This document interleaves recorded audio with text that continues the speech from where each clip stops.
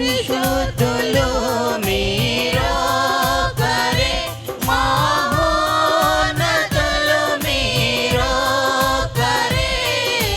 పరిశుద్ధులు మీరొక్కరే, మహోన్నతులు మీరొక్కరే,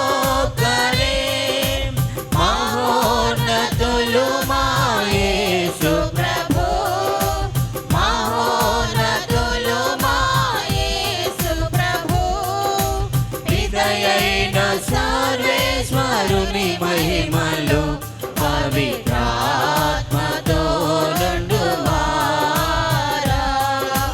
పితయైన సర్వేశ్వరుని మహిమలు పవిత్రాత్మతో నుండువారా. ఆమేన్, ఆమేన్,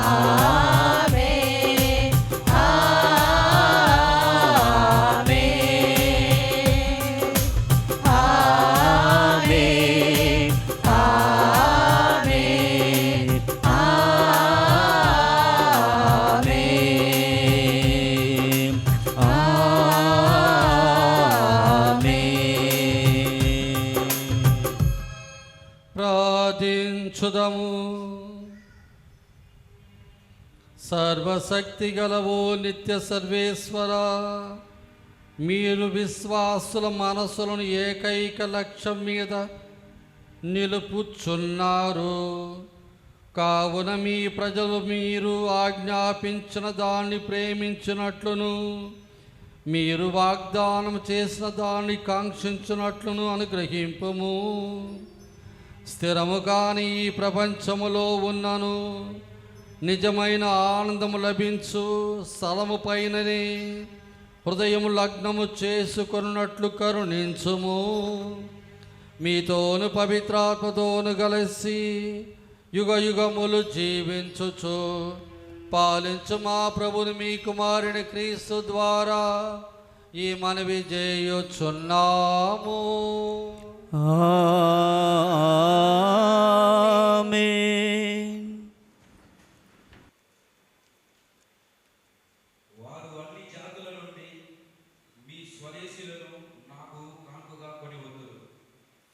మొదటి పట్టణము యెషయా గ్రంథము 66వ అధ్యాయము 18వ వచనం నుండి 21వ అధ్యాయం వరకు.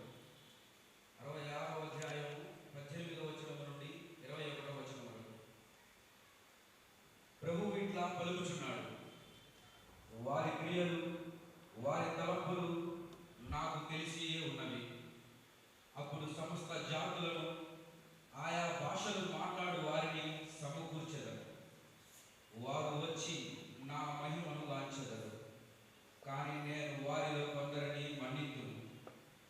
వారిని నా పేరు వినని నా మహిమ చూడని జాతుల యొద్దకు పంపుదును. దూర ప్రాంతములందరి ప్రజల యొద్దకు పంపుదును.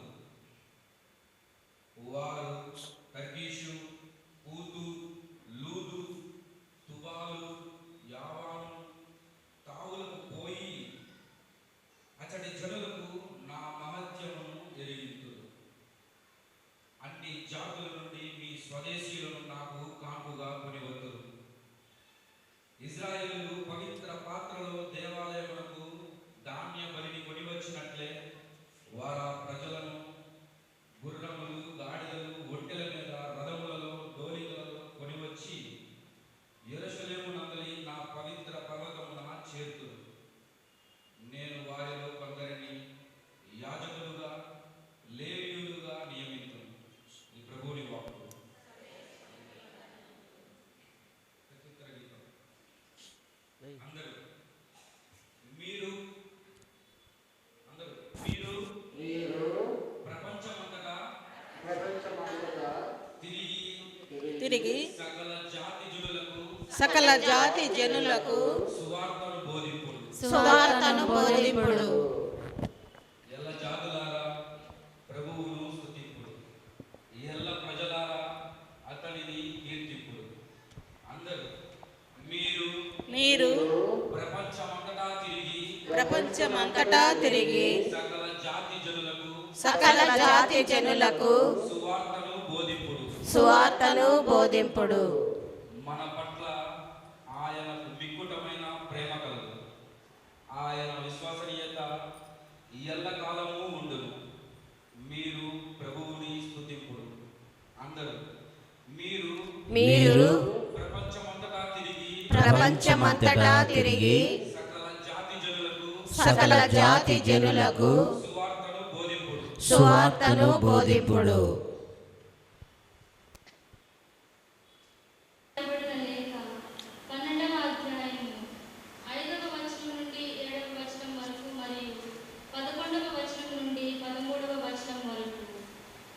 హెబ్రీయులకు రాయబడిన లేఖ 12వ అధ్యాయము 5వ వచనం నుండి 7వ వచనం వరకు మరియు 11వ వచనం నుండి 13వ వచనం వరకు.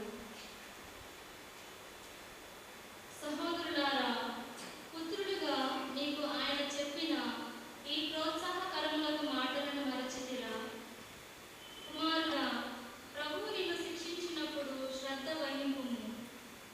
ఆయన నిన్ను మందలించినప్పుడు నీవు నిరుత్సాహపడకుము. ఏలైనా దేవుడు తాను ప్రేమించు వారిని శిక్షించును, తాను స్వీకరించు ప్రతి కుమారుని దండించును. క్రమశిక్షణ గురించి మీరు బాధలను భరించవలెను.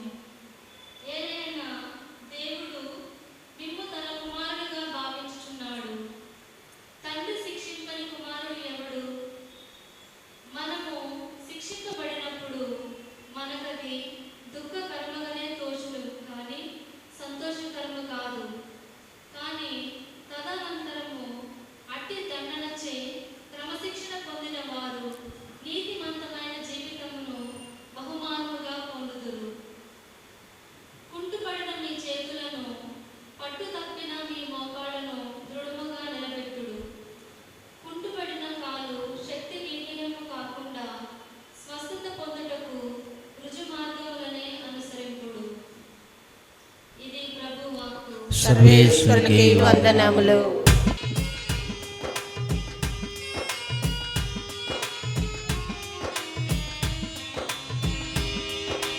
ప్రభువే నాకు ఆనందము, విచారమేలావో మనసా. ప్రభువే నాకు ఆనందము, విచారమేలావో మనసా. కాపాడు వాక్యం నాకున్నది, దేవుని రాజ్యం నాకున్నది.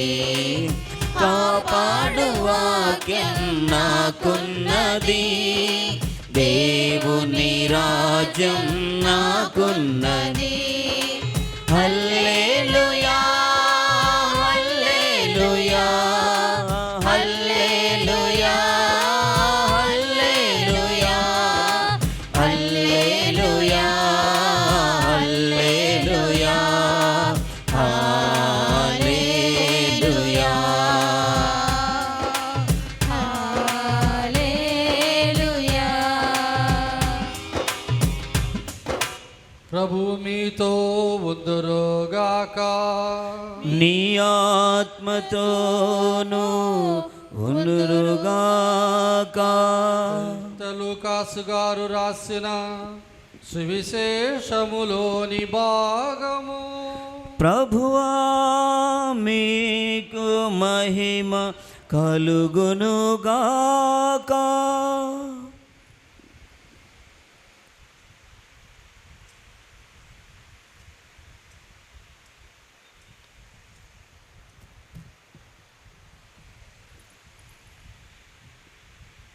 పదమూడవ అధ్యాయము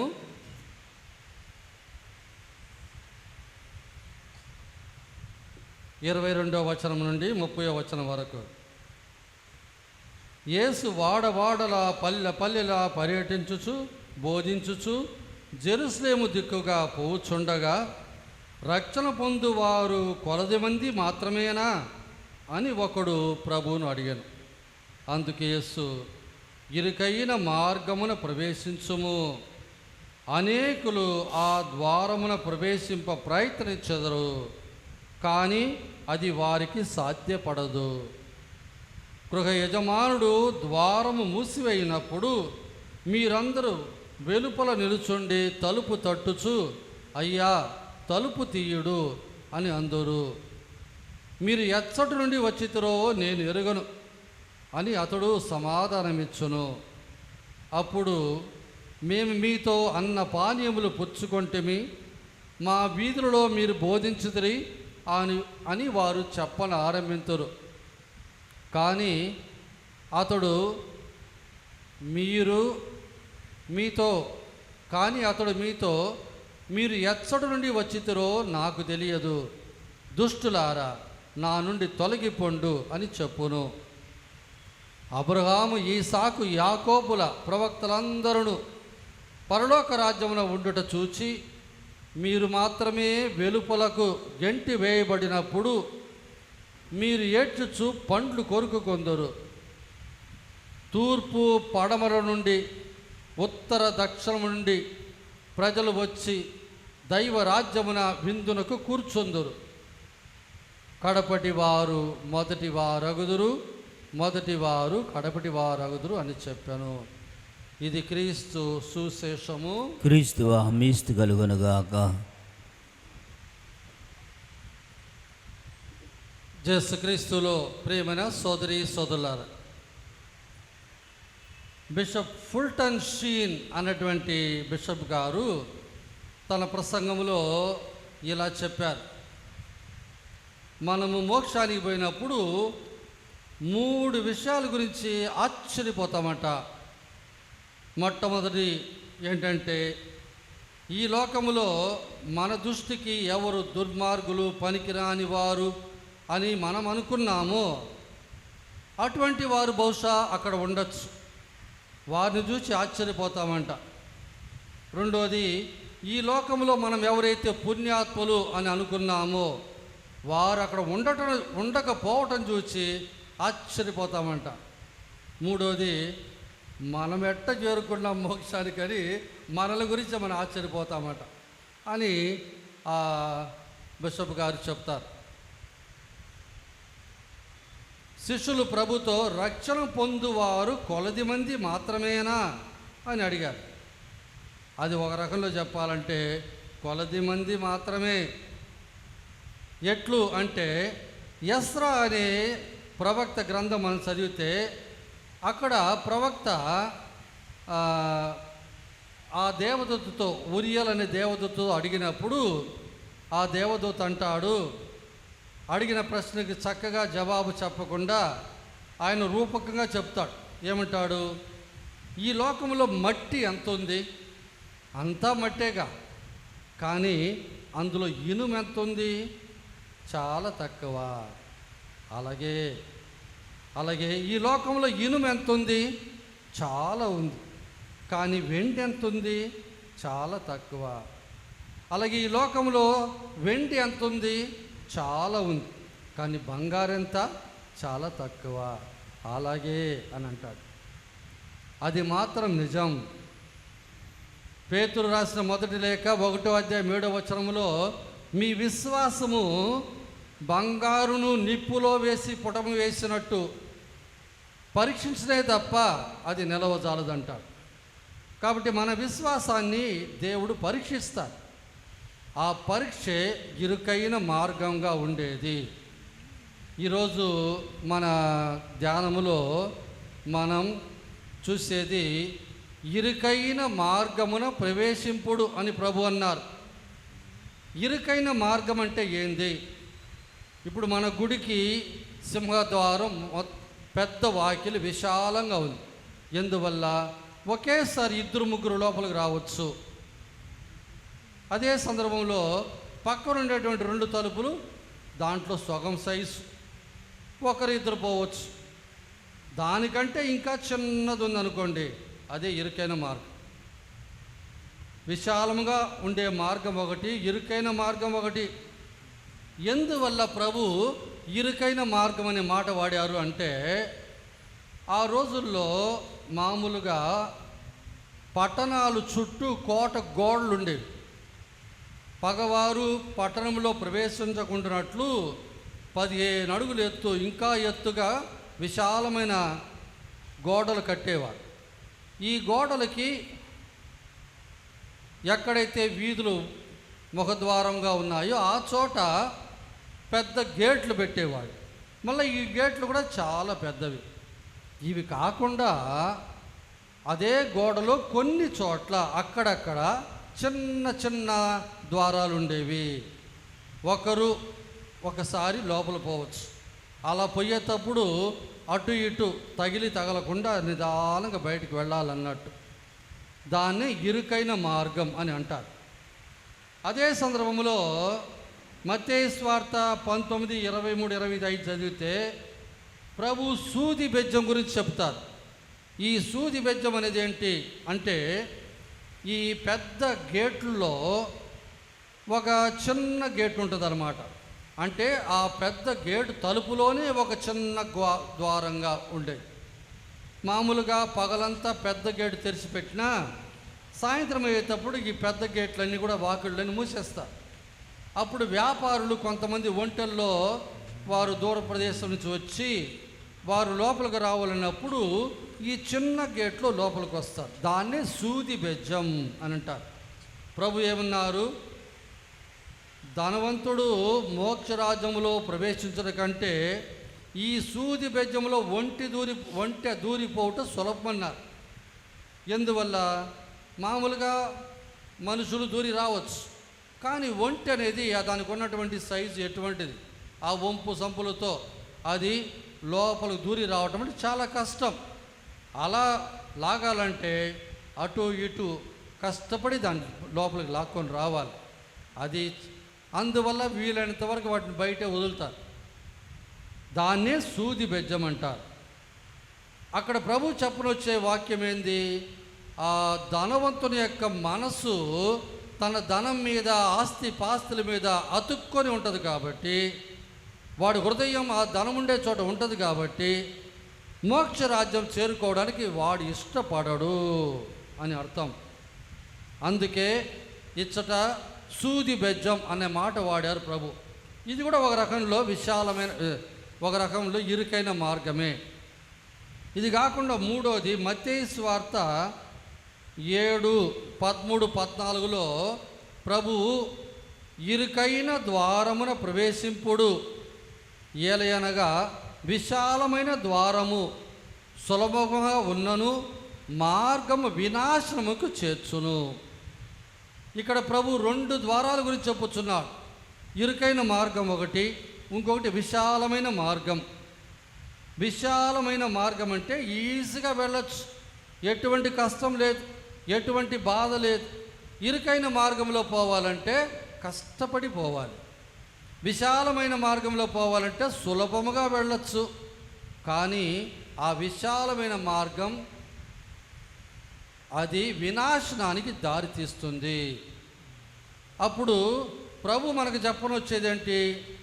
మనం విశ్వాస జీవితంలో మనము ప్రభు యొక్క కట్టడలను పాటించి వాటికి అనుకూలముగా మనల్ని మనం అన్ని విధాలుగా త్యాగం చేసుకొని జీవిస్తే తప్ప మనము మోక్షము చేరుకోలేం. హృదయ పరివర్తన చెంది మారు మనసు పొంది ఒక కొత్త వ్యక్తిగా దేవుడు కోరుకునే రీతిలో జీవిస్తే తప్ప మనము చేరుకోలేం. అటు కాకుండా జీవితంలో ఏదైతేనేముంది, గుడికి పోతే సాల్లే అన్నట్టుగా గోడ మీద పిల్లిలా అటు తను తీసుకున్నటువంటి నిర్ణయాలు మంట కలిపి అవసరానికి తగ్గట్టుగా మార్చుకుంటూ సొంత లాభాన్ని చూసుకుంటూ అలా జీవిస్తే ఇక ఆ మార్గం వినాశనానికి దారితీస్తుంది. డొన్ బోస్కో గారు 1868 మే నెల 3వ తారీఖు ఒక కలగన్నారు. డొన్ బోస్ గారి యొక్క ప్రత్యేకత ఏంటంటే వారి జీవితంలో దాదాపు 40 కళల గురించి ఆయన యొక్క చరిత్రలో రాయబడి ఉన్నది. అందులో ఒక కళ ఏంటంటే, ఒకరోజు ఒక దేవదూత అతన్ని విశాలమైన మార్గం నడిపిస్తున్నాడు. ఆ విశాలమైన మార్గం ఎంతో సుందరంగా ఉంది. అటు ఇటు పచ్చని చెట్లు, పూలు, రోజా పుష్పములు అన్నీ నిండి ఉన్నాయి. ఆ యొక్క మార్గంలో ఆ దేవదూత ఇతను నడిపిస్తూ పోతూ ఉండగా తన ఆరటరీ తాను పెంచుతున్నటువంటి పిల్లలు కొంతమంది ఆ మార్గంలో నడిచిపోతున్నారు. అలా వాళ్ళు నడిచిపోయేటప్పుడు స్వామిని చూడగానే వాళ్ళు అక్కడి నుంచి అటు పరిగెత్తుకొని వస్తున్నారు. వాళ్ళు ప్రయత్నం చేసి పరిగెత్తేటప్పటికి కొంతమంది అక్కడక్కడే పడిపోతున్నారు. ఎందువల్ల వీళ్ళు పడిపోతున్నారు అని దగ్గరగా పోయి చూస్తే ఆ దారిలో అక్కడక్కడ ఉచ్చులు ఉన్నాయి. ఆ ఉచ్చుల యొక్క తాడు ఇక కొద్దిగా లోతైన ప్రదేశంలో ఉన్న ఒక పెద్ద నిప్పు కుంపడికి ముందుగా ఉన్నదన్నట్టు. ఈ పిల్లలు నడిచి వచ్చేటప్పుడు ఈ ఉచ్చులో కాలు వేయగా అవతల నుంచి ఆ యొక్క ఉచ్చును ఎవరు లాగేస్తున్నారు. అందువల్ల ఈ పిల్లలు పడిపోతున్నారు. ఆ ఉచ్చులు ఏమిటో చూద్దామని దగ్గరికి పోయి చూస్తే ఒక్కొక్క ఉచ్చుకి ఒక్కొక్క పేరున్నది. గర్వము, అవిధేయత, అసూయ,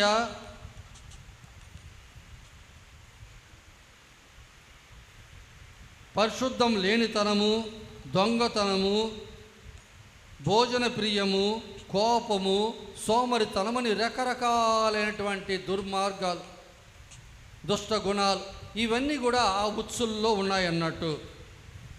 ఈ యొక్క ఉచ్చును వేసి లాగేటప్పుడు పిల్లలు కూడా కొంతమంది ఉన్నారు. ఆ పిల్లలు ఎవరు? తల్లిదండ్రికి విధేయించిన వారు, అబద్ధాలు చెప్పేవాళ్ళు, ముఖ్యంగా గర్వముగా ఉండే పిల్లలు, అటువంటి వారు కూడా లాగివేయబడుతున్నారు. అప్పుడు ఎవరు దీన్ని ఇక్కడ లాగుతున్నారు అని చూస్తే అక్కడ దేవదూత అన్నాడు, ఒక్క ఉచ్చు పెట్టుకొని ఆ తాడును అట్నే లాగుతూ పోయి చూడు అన్నాడు.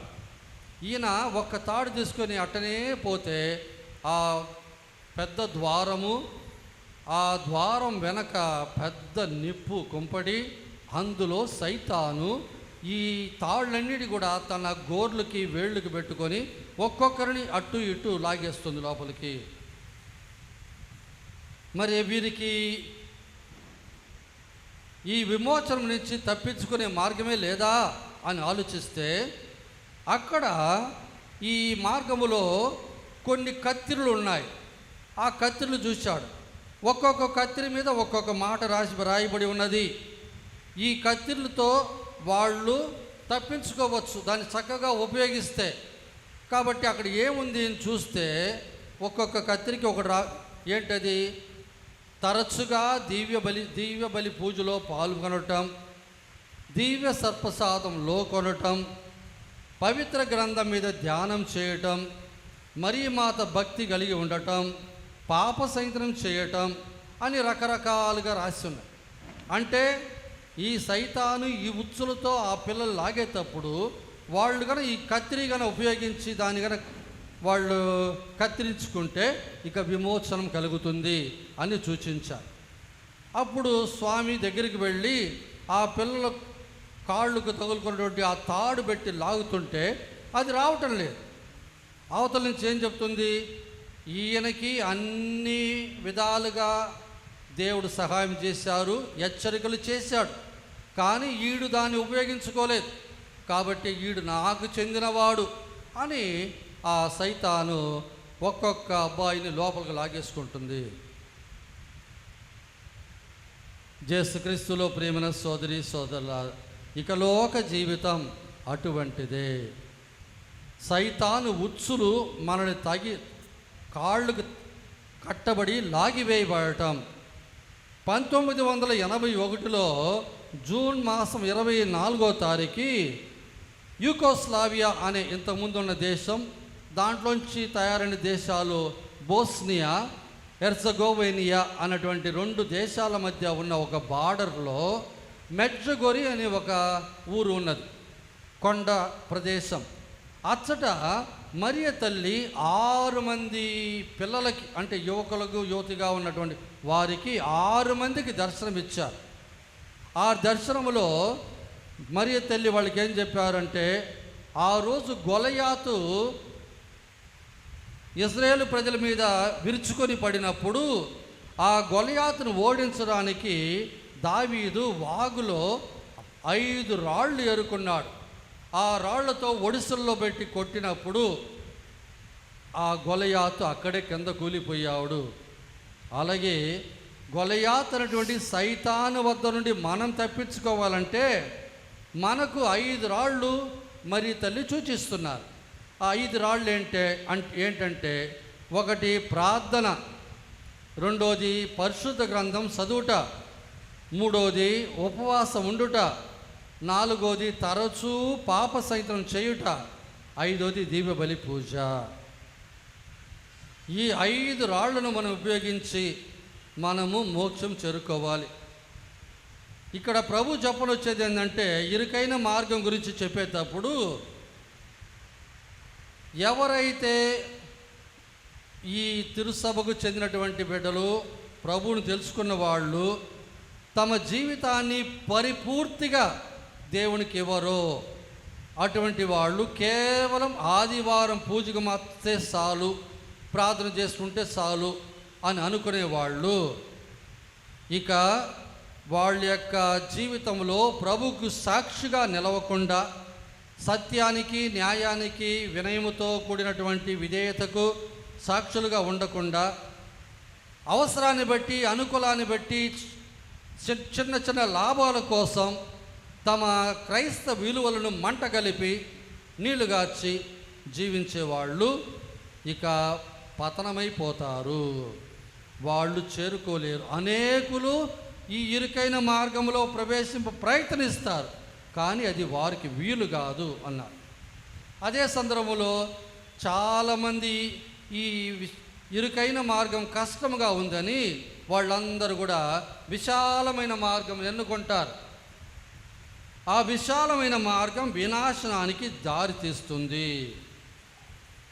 అందుకే మత్తయి సువార్త 7:21లో ప్రభు ప్రభు అని నన్ను చూసి సంబోధించేవాడు ఎవడు కూడా మోక్షరాజ్యం చేరుకోడు.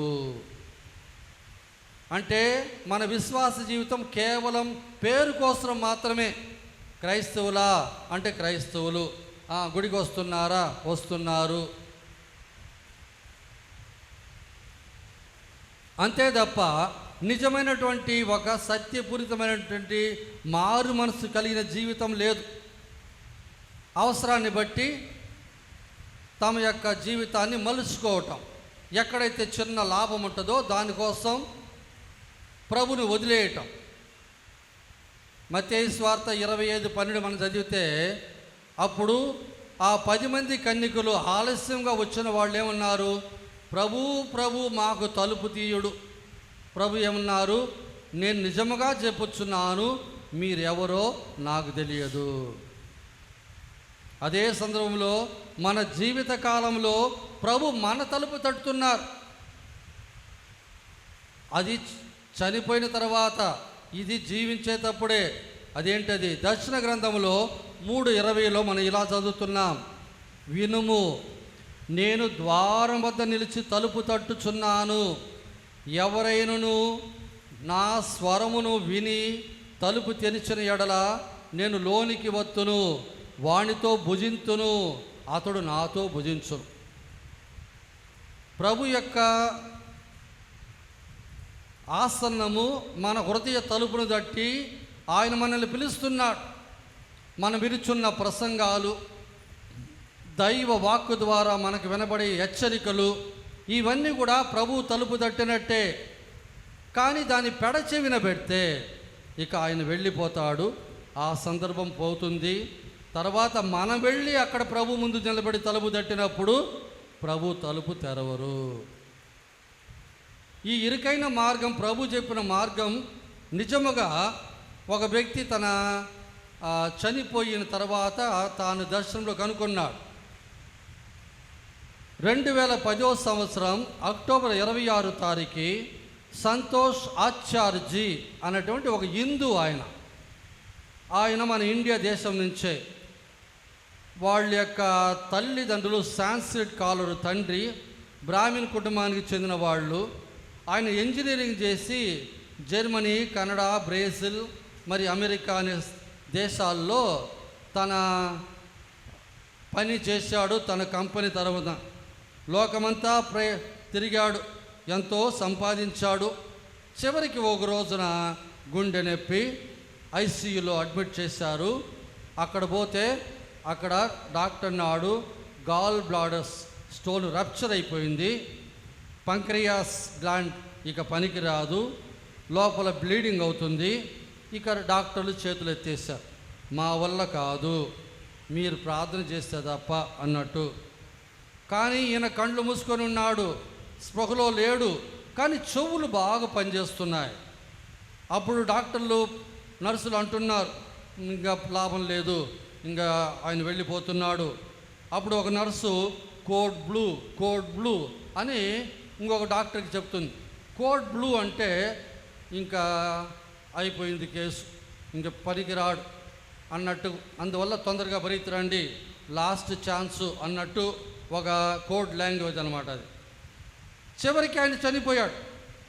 చనిపోయిన తర్వాత అంత చీకటి, ఆ చీకటిలో ఉంటున్నాడు, కానీ చెవులు పనిచేస్తున్నాయి, తనకంతా తెలుస్తుంది, అక్కడ ఏం జరుగుతుందని తెలుస్తుంది. కానీ తాను ఏ విధంలో కూడా మాట్లాడలేకపోతున్నాడు, చూడలేకపోతున్నాడు. అప్పుడు నిశ్శబ్దము. ఆ నిశ్శబ్దములో ఆయన ఒక జ్యోతిని చూశాడు, ఒక వెలుగు చూశాడు. ఆ వెలుగు దూరం నుంచి దాని దగ్గరికి వచ్చింది. వచ్చిన తర్వాత ఆయన ఆ వెలుగు దగ్గరికి రాగానే ఆ వెలుగులో ఉన్నటువంటి ఒక ప్రేమామయమైనటువంటి ఒక వాతావరణం, లెమ్ము అని పిలవటం, అతని చేయి తీసుకోవటం, అతని శరీరం అక్కడే ఉంది, అతని ఆత్మ ఇక అతన్ని తీసుకొని అటనే ప్రయాణమైపోయింది. ఒక పెద్ద ధ్వనిలో దూరిపోయేటట్టు, స్వరంగంలో దూరి అవతల పోయినట్టు ఒక భ్రమ. చివరికి ఆపకు చేరుకున్నాడు. అక్కడ చూస్తే ఒక విశాలమైన పట్టణం, ఎంతో అందంగా ఉంది, జగజ్యోతిగా ఉంది. అది సదర ఆకారంలో ఉన్నది. ఒక్కొక్క వైపు 3 గేట్లు, అంటే 12 పెద్ద పెద్ద గేట్లు ఉన్నాయి. అలాగే ఆ గేట్లు యొక్క ముందు ఉన్నటువంటి ఆ కోట గోడలు చాలా ఎత్తుగా ఉన్నాయి. అలా ఆయన చూస్తూ ఉండగా ఈ నగరానికి ముందు విశాలమైనటువంటి పెద్ద ప్లాట్ఫాము, ఒక 1000 అడుగులు పొడవునటువంటి పెద్ద ప్లాట్ఫాము. ఆ ప్లాట్ఫామ్ కింద నుంచి చూస్తే ఒక పెద్ద అగాధము, అచ్చట చీకటిగా ఉంది. ఇంకొక వైపు అట్టనే పొగ, మంట, ఒక సముద్రమే నిప్పు సముద్రంగా ఉంటే ఎలా ఉంటుంది అలా మండుతుంది. ఈయన నిలుచుకున్నటువంటి స్థలము ఇంకా ఒక అడుగు పెడితే పడిపోయే ఒక పరిస్థితి. మరి అటువైపు ముందుకు సాగిపోదామంటే కుదరలేదు. అప్పుడు ఆ ప్లాట్ఫామ్ మధ్యలో యేసు ప్రభు వచ్చి ఆయన తన సింహాసనం మీద కూర్చొని ఉన్నాడు. ఆయన చూశాడు. చూసి, నువ్వు ఇక్కడ ఏం చేస్తున్నావు అని ప్రభు అతన్ని అడిగినట్టుగా అతను విన్నాడు. విన్న తర్వాత ఈయన ప్రభు అప్పుడు ఒక్క క్షణములో తన కంటి ముందు తన పాత జీవిత పాపాలన్నీ కూడా అటనే వెళ్ళాయి. తాను ఒక పాపినని, ఆ జగజ్యోతిగా ఉండేటువంటి ఆ పట్టణంలో ప్రవేశించే మార్గం లేదని, ఇక ఈ అగాధంలో పడబోతున్నానని అతనికి బాగా అర్థమైంది. వెంటనే ఆయన ప్రభు పాదాలు పట్టుకొని, ప్రభు నన్ను మన్నించండి, నా జీవితంలో నేను కట్టుకున్న పాపాలన్నీ మన్నించండి.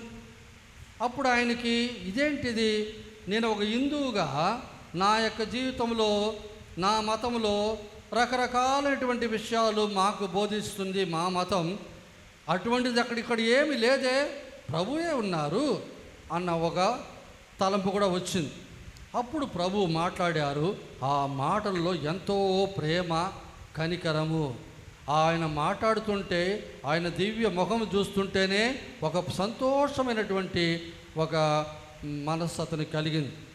అప్పుడు ఆయన ఆ గేట్లన్నీ చూశాడు. ప్రతి ఒక్క గేటు ముందు చాలామంది దేవదూతలు కాపలా కాస్తున్నారు, ఎవరు లోపలికి పోవడానికి లేదు. కానీ ఆ గేటు పక్కన కొంచెం దూరంలో ఆ గోడకి ఒక గేట్ తలుపు ఉన్నది, ద్వారం ఉన్నది, చిన్న గేట్. అంటే అవన్నీ చాలా విశాలమైనవి, పెద్దవైనవి. ఇది మాత్రము చాలా ఇరుకైనటువంటి ఒక చిన్న ద్వారం. అక్కడి నుంచి ఆయన చూస్తున్నాడు, లోపల పట్టణమంతా బాగా కనిపిస్తుంది. అప్పుడు ఈయన లోపలికి పోవడానికి ప్రయత్నం చేస్తే ఒక పెద్ద ఎత్తైనటువంటి దేవదూత ఆడ నిలబడ్డాడు. ఇక లోపలికి పోయే ఒక అవకాశం లేదు. అప్పుడు ప్రభు, నేను ఏం చేయాలి? ఏ మతంలో నేను ఉండాలి? నేను దేవాలయాలకి వెళ్ళాలా, మాస్కులకి వెళ్ళాలా, గుళ్ళకి వెళ్ళాలా? మరి నేనేం చేయాలా అన్నప్పుడు ప్రభు అన్నారు, నాతో నిజమైన నిజాయితీ కలిగినటువంటి ఒక బాంధవ్యం పెట్టుకో అన్నారు. ఆ తర్వాత ప్రభు అతనితో, నీ కుటుంబాన్ని, నీ బిడ్డలను ప్రేమించు. ఆ తర్వాత ప్రభు అన్నారు, 5 విషయాలు నాకు ప్రభు చెప్పారు అని అంటున్నాడు. ఈయన ఆయన సొంతంగా ఇచ్చిన సాక్ష్యం. మొట్టమొదటిగా, ఎప్పుడూ నిజమే చెప్పు, అబద్ధమే చెప్పొద్దు. రెండోది, పాపం యొక్క వేతనము మరణము, కాబట్టి ఇక పాపం చెయ్యొద్దు.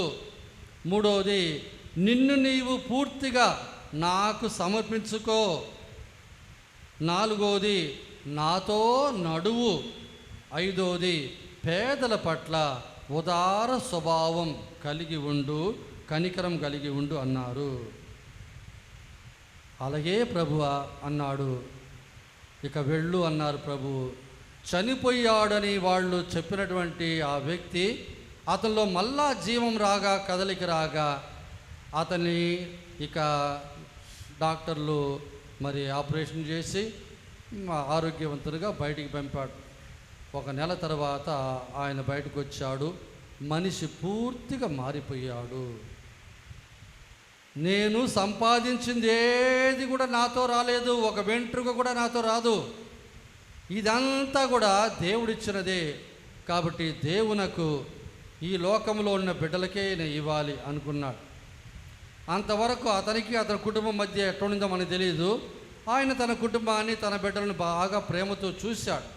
కానీ తన యొక్క అనుభవాన్ని తన బిడ్డలకు చెప్పినప్పుడు వాళ్ళు ఎవరు కూడా విశ్వసించలేదు, నమ్మలేదు. ఇంతవరకు ఆయన భార్య కానీ, పిల్లలు కానీ, వాళ్ళు ఇంకా కూడా హిందువులుగానే ఉన్నారు. కానీ ఆయన మాత్రం ఒక్కొక్క చోటకి వెళ్ళి, ఇదిగో నేను ఇలా నా జీవితంలో కనుగొన్నాను, ప్రభు తన గురించి అందరికి చెప్పమన్నాడు అని అందరికి చెప్పుతున్నాడు. ఇది వాస్తవంగా ఒకరి జీవితంలో జరిగిన సంఘటన. ఇరుకైన మార్గాన్ని తన కళ్ళారా చూసిన వ్యక్తి ఈయన. మోయిసు ఇశ్రాయేలు ప్రజలతో మాట్లాడినప్పుడు, జీవాన్ని మరణాన్ని నేను ముందు పెడుతున్నా, మీరు జీవమును ఎన్నుకుంటారా, మరణం ఎన్నుకుంటారా, మీ ఇష్టం అన్నాడు. అలాగే జోషువా, ఇదిగో మీరు మనల్ని ఈ దేశానికి తెచ్చినటువంటి దేవునికి సేవలు చేస్తారా, మీరు ఇష్టం వచ్చినట్టు జీవిస్తారా, మీ ఇష్టం అన్నాడు. ఎలియా ప్రవక్త ఆకాశం నుంచి నిప్పు తెచ్చి ఆ యొక్క బలిపీఠముల మీద దేవుడు నిజమైన దేవుడు నిరూపించిన తర్వాత,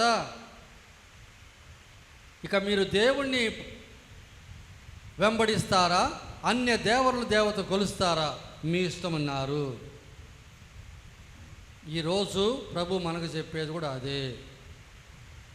2 మార్గాలు ఉన్నాయి. ఒకటి విశాలమైన మార్గం, ఇంకొకటి ఇరుకైన మార్గం. ఈ ఇరుకైన మార్గం అనేది కష్టంతో కూడినది. నన్ను వెంబడించగోరువాడు తన సిలువను ఎత్తుకొని తన్ను తాను త్యజించుకొని నన్ను వెంబడించాలన్నారు ప్రభు. ఆ యొక్క బాధే ఇరుకైన మార్గం.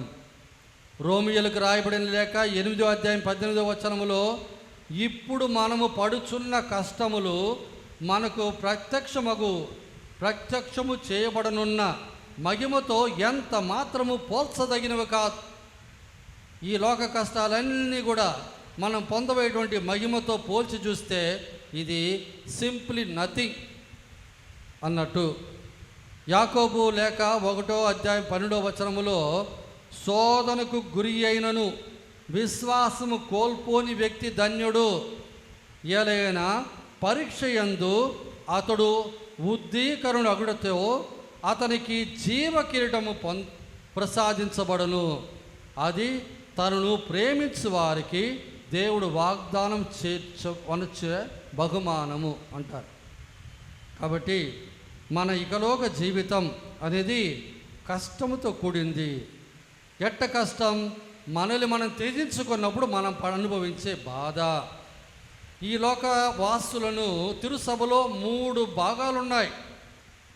జయసభ మోక్షంలో ఉన్నవాళ్ళు, యుద్ధ సభ భూలోకవాసులు, ఉద్ధరించే సభ చనిపోయిన ఉద్ధరించే స్థలంలో ఉన్నవాళ్ళు. ఈ లోకవాసులు యుద్ధ సభకు చెందిన వాళ్ళు అంటారు. యుద్ధ సభ అంటే ఎవరితో యుద్ధం చేస్తున్నాం? లోకము, పిశాచి, శరీరం అనే 3 విరోధులతో మనం యుద్ధం చేస్తున్నాం.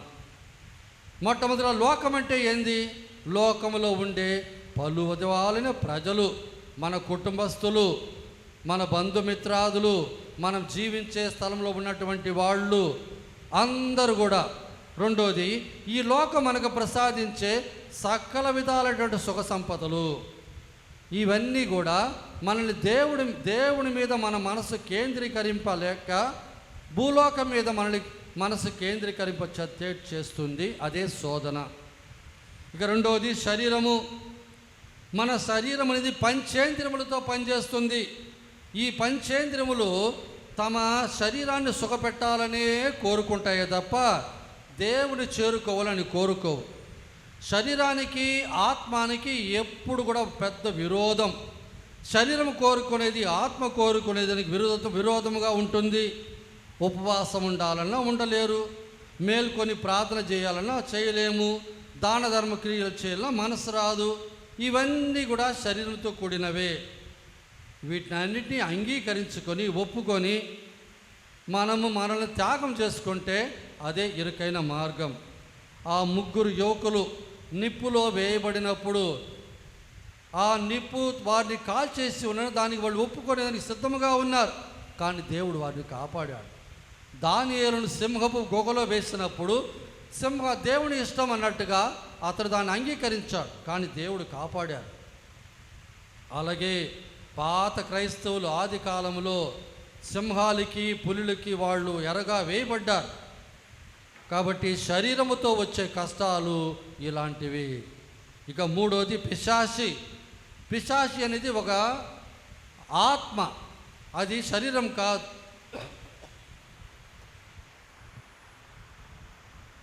దానికి శరీరం లేదు కాబట్టి మనం పిశాచిని మన కండ్లారా చూడలేం.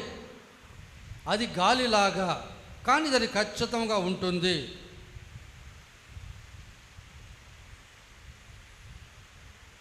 ఒకసారి ఒక గురువు ఒక వ్యక్తి వద్ద నుండి పిశాచిని తోలుతున్నాడు. అలా తోలేటప్పుడు కొద్దిగా సంభాషణ. ఆ సంభాషణలో మీరు అంటే పిశాచులు మీరందరూ రోజంతా ఏం చేస్తూ ఉంటారు అని అడిగినప్పుడు మేము మిమ్మల్ని చూస్తూనే ఉంటాము. మరి చూసి ఏం చేస్తారు?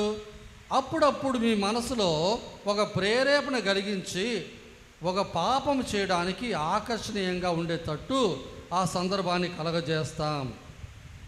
ఆ ప్రేరేపణ ఎట్టుంటుంది? ఇదిగో ఇలా చేస్తే నీకు బాగుంటుంది, ఇది సంతోషంగా ఉంటుంది.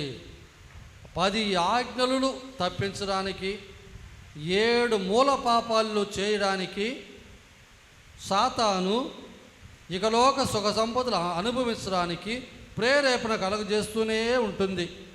ఆ ప్రేరేపణ అనేది మన మనసే మనకు చెప్పినట్టు ఉంటుంది. బయటి నుంచి ఒక వ్యక్తి చెప్తే మనం హుషారైపోతాం. అట్ట కాదు, మన మనసే మనకు చెప్పుతుంది. ఒక్కొక్క పాపం కూడా మన మనసులో నుంచి వచ్చే ప్రేరేపణ, అది పిశాచి నుండి వచ్చేది. ఇలా పిశాచి మన ఆత్మ మీద పిశాచికి శక్తి లేదు, మన మనసాక్షి మీద పిశాచికి శక్తి ఉంది. కాబట్టి అది మన మనసాక్షి ఇదేం తప్పు కాదులే, ఇదేం కాదులే, ఇదంతా దేవుడు అనుకోడులే, అలా ఏమనుకుంటుంది? ఇది పాపం కాదు, ఇది తప్పు కాదు అని చెప్పి ఆ యొక్క వ్యక్తిని దుర్మార్గంగా దూరంగా తీసుకొని వెళ్తుంది. అలా వెళ్ళిన తర్వాత వాడు పాపం చేయనిచ్చిన తర్వాత దేవుడి ముందు వెళ్ళి ఫిర్యాదు చేస్తుంది. ఇదిగో నేను పాపం చేశాను, నన్ను నరకంలో వేశావుగా, ఇప్పుడు నీ బిడ్డ నువ్వు కోరుకునేటువంటి ఈయన పాపం చేస్తున్నాడే, ఈయన సంగతి ఏంటి? నువ్వు న్యాయవంతుడు కదా, మరి న్యాయం ఉన్నప్పుడు మరి ఈయన కట్టుకున్న పాపానికి నువ్వెందుకు అతని దండన ఇవ్వట్లేదు? అతని శిక్షించు, లేదా నాతో పాటు నరకానికి పంపించు. ఇది పిశాచి వాదన. దర్శన గ్రంథం 12వ అధ్యాయం 10వ వచనం 2వ భాగములో రాత్రింబవళ్ళు దేవుని సమక్షంలో నిలబడి మనల్ని గురించి ఫిర్యాదు చేసి మనం మీద తప్పులు మోపుతున్నటువంటి వాడు ఆ ఆకాశం గెంటి వేయబడను అని మనం చదువుతున్నాం. కాబట్టి సైతాను ఎప్పుడు కూడా మనల్ని చూస్తూనే ఉంటుంది. సీసీ కెమెరా ఎలా ఎప్పుడు చూస్తూనే ఉంటుందో అలాగే అలా చూస్తూ సమయం చూసి కొట్టేస్తుంది. ఆ సమయం ఎట్లుంటుంది? ఏదో ఒక విధంలో ఈ 7 మూల పాపాలు కట్టుకోవడానికి ఒక రకమైన వాతావరణం సృష్టించి అక్కడ ప్రజలలో అవతలైనటువంటి వ్యక్తులలో అటువంటి ఒక వాతావరణం కలుగజేసి తద్వారా కొట్లాట కావచ్చు, కామక్రియలు కావచ్చు, అసూయ కావచ్చు, అన్ని రకాలైన పాపాలని ప్రోత్సహిస్తుంది. ఒక వ్యక్తి ఎప్పుడైతే దానికి ఒప్పుకోడో, జాన్ మేరీ వియాన్నే పునీతుడు 35 సంవత్సరాలు సైతానుతో ఆయన ఎప్పుడు బాధలు అనుభవించాడు. వినయాత్ముడు, పరిశుద్ధుడు. ఆయన్ని ఏ విధంగా పడగొట్టడానికి ప్రయత్నం చేసినా సాతాను వల్ల కాదు. అందువల్ల ఏం చేస్తుంది? రాత్రిపూట ఆయన నిద్రపోయేటప్పుడు ఆయన పడకని అట్ట టపటపటప కొట్టి, లేదా తలుపులు కిటికీలు కొట్టుకున్నట్టు చేస్తుంది. బయట ఎవడో మనిషి పెద్ద ఎత్తున నడిచిపోయినట్టు అరిచినట్టు చేస్తుంది. 35 సంవత్సరాలు అతన్ని వేధించి చివరికి ఓడిపోయింది. అలాగే డొన్ బోస్కో గారు కూడా ఆయన జీవితంలో ఆయన ఏ పాపం కట్టుకోకుండా పురితురుగా ఉన్నాడని అతడు చేసే పనులని పాడు చేసింది. ఒకసారి రాత్రంతా కష్టపడి ఏదో ముఖ్యమైన అంతా రాసి పెట్టాడు. చివరికి సైతాను దాన్ని చూసి ఇంకు దాని మీద మొత్తం పోసేసింది. ఇలా సైతానుతో మన పోరాటం. ఇరుకైన మార్గం అంటే ఏంది? అప్పుడు దేవుని ఆజ్ఞను అనుసరించడానికి మనం చేసే ప్రయత్నాలు మన శరీరానికి బాధను కలగజేస్తాయి. మానసికంగా, ఆధ్యాత్మికంగా మనం ఓడిపోయే ఒక పరిస్థితి కలగజేస్తాయి. అదే కష్టంతో కూడినటువంటి ఇరుకైన మార్గం. పుణిత చిన్నప్ప గారు అతడు ఎన్నోసార్లు ఆయన చెరచాల్లో వేయబడ్డాడు. 5 సార్లు యూదులు అతన్ని కొరడాలతో కొట్టారు. 3 సార్లు అతన్ని ఇనప కడ్డలతో కొట్టారు. ఒకసారి రాళ్లతో కొట్టారు. 3 సార్లు ఆయన వెళుతున్నటువంటి ఆ ఓడ సముద్రంలో మునిగిపోయింది. ఒకసారి అయితే 24 గంటలు రాత్రింబవళ్ళు ఆయన నీటిలోనే తేలుతూ ఉన్నాడు. ఇంకొకసారి అయితే ఆయన కొద్ది కూడా విశ్రాంతి లేక కదిలిపోవాల్సి వచ్చింది. మరి అటు నదులు దాటేటప్పుడు దొంగల వద్ద, యూదుల వద్ద, అన్యుల వద్ద, పట్టణములో, మరి సముద్రములో, మరియు నిజముగా లేనటువంటి అవిశ్వాసుల మధ్య కూడా ఆయన బాధలు అనుభవించాడు. నిద్ర లేకుండా, ఆహారం లేకుండా, తాగడానికి నీళ్లు లేకుండా, కొన్ని సందర్భాల్లో సరిపోయే విధంలో వస్త్రాలు లేకుండా చలిలో బాధలు అనుభవించారు. నన్ను అనుసరింపక చూచువాడు తన సిలువను ఎత్తుకొని అన్నాడు. ఆ సిలువే ఈ బాధలు, ఈ యొక్క వేదనలు. అవే ఇరుకైన మార్గం. ఫిలిప్పీయులకు రాయబడిన లేఖ 2:12లో పుణిత పౌలుడు ఇలా అంటారు: కనుక ప్రియ మిత్రులారా, నేను మీతో ఉన్నప్పుడు మీరు నాకు విధేయులై ఉన్నదానికంటే నేను మీతో దూరముగా ఉన్నప్పుడు మీరు నాకు విధేయులు ఉండుట అత్యవసరము. భయముతోనూ వణుకుతోనూ మీ రక్షణము శ్రమింపుడు. Fear and trembling, with fear and trembling earn your salvation అంటారు. వణుకుడుతోనూ భయముతోనూ మీ రక్షణ మీరు సంపాదించుకోండి. మనం నిజంగానే రక్షింపబడతామా లేదో మనకు తెలియదు. కాబట్టి మనం జాగ్రత్తగా ఉండాలంట. క్రైస్తవుల్లో 3 రకాలైన వాళ్ళు ఉన్నారు. మొట్టమొదటి వాళ్ళు పునీతులు. వారి జీవితంలో తమ బాధలు కష్టాలన్నీ కూడా ప్రభు కొరకు సమర్పించి చివరికి మోక్షం చేరుకునేవాళ్ళు. రెండో రకమైన వాళ్ళు క్రైస్తవులు కాని ఇతర మతస్థులు. వాళ్ళు నమ్మిన మతమే గొప్ప అని, వాళ్ళ యొక్క సిద్ధాంతాలే కరెక్ట్ అని వాళ్ళు ఊహించి వాళ్ళు మనసాక్షి విరోధం లేకుండా వాళ్ళు జీవిస్తుంటారు. కొంతమంది వాళ్ళు కథోలిక క్రైస్తవులు అయితే క్రైస్తవులు కాకపోయినను వారి యొక్క మత సాంప్రదాయాల ప్రకారం జీవిస్తారు. 10 ఆజ్ఞల విలువలు అనేది కేవలం క్రైస్తవుల సొత్తుగా, ఇతర మతాల్లో కూడా 10 ఆజ్ఞల విలువలు ఉన్నాయి. దాన్ని పాటించేవాడు ఎవడైనా నీతిమంతుడే. అటువంటి వారు అందుకే ప్రభు అన్నారు, తూర్పు పడమర నుండి ఉత్తర దక్షిణం నుండి ప్రజలు వచ్చి దైవరాజ్యమున విందుకు కూర్చొందురు. వాళ్ళందరూ ఎవరు? క్రైస్తవులు కాదు, యూదులు కాదు, మరే ఇతరులు. అది రెండో రకం. మూడో రకమైన వాళ్ళు క్రైస్తవులు ఎవరు? నామకే వాస్తే క్రైస్తవు. నామకే వాస్తే క్రైస్తవులు అంటే వీళ్ళు గుళ్ళో జ్ఞానస్థానం తీసుకుంటారు, ఆదివారం గుడికి వస్తారు, గుడికి ఏదో సందాయిస్తారు, మరి అడపా చేస్తారు.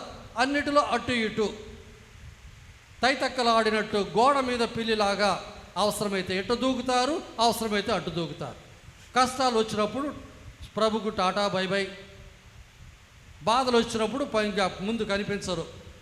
ప్రభు కొరకు ప్రాణం ఇవ్వాలంటే ఇంక అసలు ఉండరు. వాళ్ళకి ఈ లోక జీవితమే ముఖ్యం. ఈ లోకంలో సంపాదన, డబ్బు, హోదా, ఆ 12 ఆశలు ఇవే ముఖ్యమే తప్ప క్రీస్తు ప్రభు కాదు. నామకే వాస్తే పేరుకు మాత్రమే క్రైస్తవులు. హ్యాచ్ మ్యాచ్ డిస్పాచ్ క్యాథలిక్స్ అంటారు. హ్యాచ్ అంటే జ్ఞానస్థానానికి వస్తారు, మ్యాచ్ అంటే పెండ్లికి వస్తారు, డిస్పాచ్ అంటే భూస్థాపితానికి వస్తారు. అంతే తప్ప ఇతరుల టైంలో గుడి పక్కే చూడు.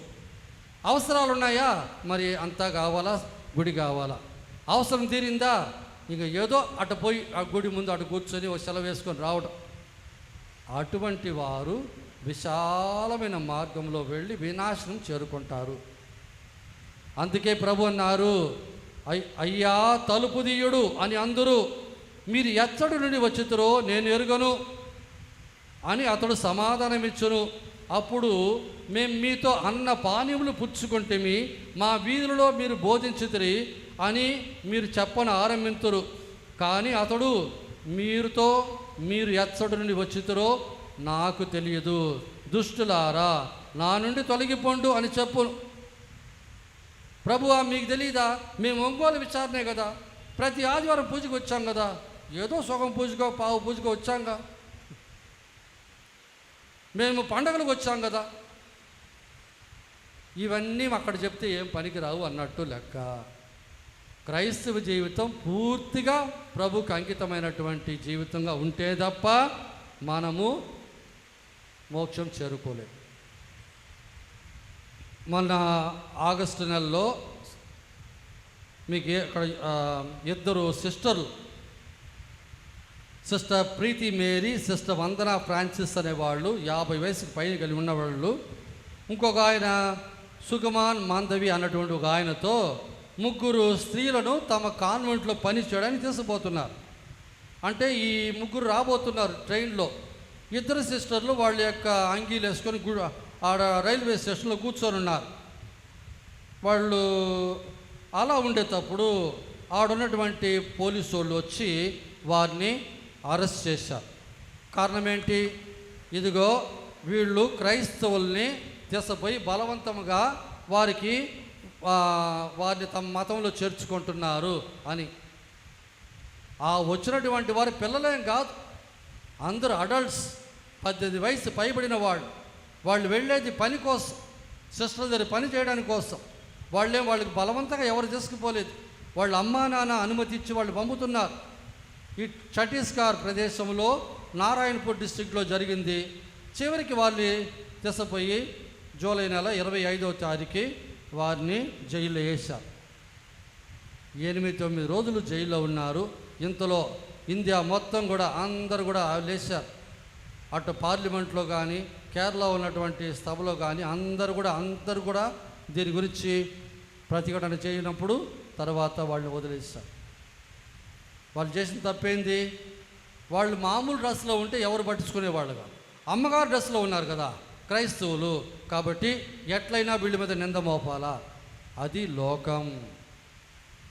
యేసుక్రీస్తులో ప్రియమైన సోదరి సోదరులారా, అదే ఈరోజు ప్రభు మనకు చెప్పేది. ఇరుకైన మార్గం అంటే అదే. ఈ ఇరుకైన మార్గంలో మనం ప్రవేశిస్తేనే మనం మోక్షం చేరుకోలేం. అంతే తప్ప స్థలానికి దిగి తగ్గట్టుగా, మరి అవసరానికి తగ్గట్టుగా ఊసరవల్లిలాగా రంగులు మార్చుకుంటూ ఉంటే ఇక దేవుని ముందు మనం పనికిరాం. అదే ప్రభు మనకిచ్చే సందేశం ఈరోజు. ఆమేన్. పరలోకమును భూలోకమును సృష్టించిన సర్వశక్తి గల పితైన సర్వేశ్వరుని సృష్టినాను, అతని యొక్క ఏకసుతుడును మన యొక్క నాథుడైన యేసుక్రీస్తును సృష్టినాను. ఇతడు పవిత్రాత్మ వలన గర్భమై కన్యమరియమ్మ నుండి పుట్టెను. పోన్స్ పిలాతుని అధికారమునకు లోనై పాటుపడి శిలువ మీద కొట్టబడి మరణం పొంది సమాధిలో ఉంచబడెను. పాతాళము దిగి మూడవ నాడు చనిపోయిన వాళ్ళ నుండి లేచెను. పరలోకమునకెక్కి సర్వశక్తి గల పితైన సర్వేశ్వరుని కుడి ప్రక్కన కూర్చొని ఉన్నారు. అక్కడ నుండి జీవించు వాళ్ళకును చనిపోయిన వాళ్ళకును తీర్పు చేయుటకు వచ్చును. పవిత్ర ఆత్మను విశ్వసిస్తున్నాను. పరిశుద్ధ కథోలిక సభను, పునీతుల సంబంధ ప్రయోజనమును విశ్వసించున్నాను. పాపముల మన్నింపును విశ్వసించున్నాను. శరీరం యొక్క ఉత్థానమును విశ్వసించున్నాను. నిత్య జీవమును విశ్వసించున్నాను స్వామి. ఆమేన్. ప్రియ సహోదరి సహోదరులారా, మన పరలోక తండ్రి కరుణామయుడు, దయాపూరితుడు, ప్రేమానిధి మన మొండి వైఖరిని తొలగించి ప్రభుని ఆజ్ఞలు పూర్తిగా అనుసరించుటకు వలసిన శక్తిని ప్రసాదించమని దేవాది దేవుని ప్రార్థించుకుందాం. కథోలిక శ్రీ సభను చక్కగా కాయుటకు కావలసిన శక్తియుక్తులను, వివేకమును మా పరిశుద్ధ 14వ లియో పాపు గారికి మెండుగా దయచేయండి.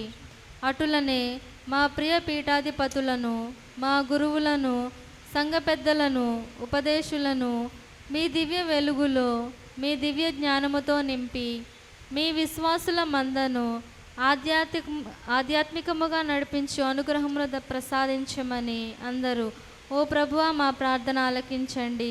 ఓ ప్రభువా మా ప్రార్థన ఆలకించండి.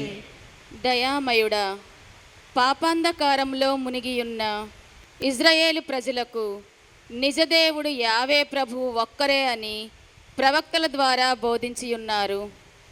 ఈ రంగుల మాయ ప్రపంచంలో ధనమే దైవంగా భావించుచు మా అందరి విశ్వాస నేత్రాలు తెరచి సర్వ ఐశ్వర్యాలకు మూలం మీరేనని మేము గ్రహించి మిమ్ము సంపూర్ణంగా ఆరాధించు గట్టి విశ్వాసమును మా అందరి కుటుంబాలకు దయచేయమని అందరూ ఓ ప్రభువా మా ప్రార్థన ఆలకించండి.